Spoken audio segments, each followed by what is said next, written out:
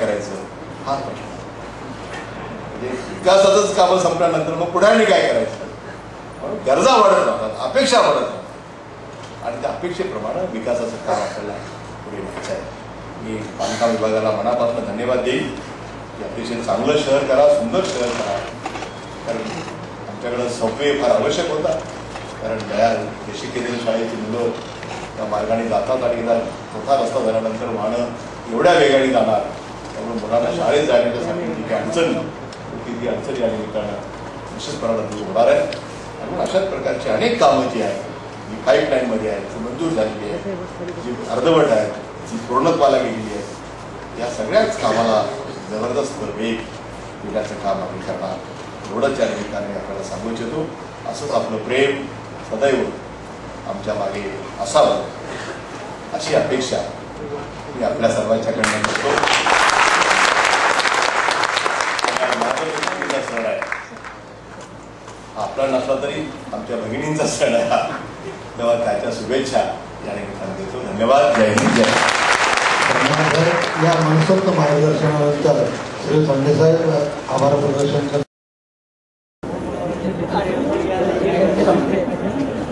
आदरणीय महोदय,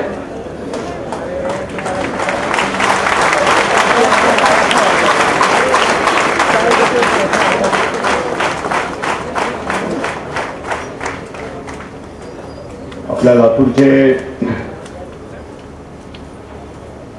नवनिर्वाचित खासदार श्री जयंतराव वावळे, आमदार भोसले, आमदार काळे,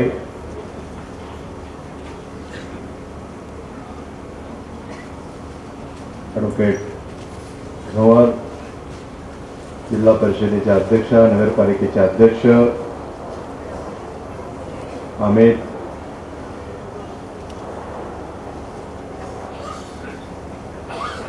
माजी नगराध्यक्ष श्री बेदरे, व्यासपीठावरील उपस्थित सर्व नेते मंडळी,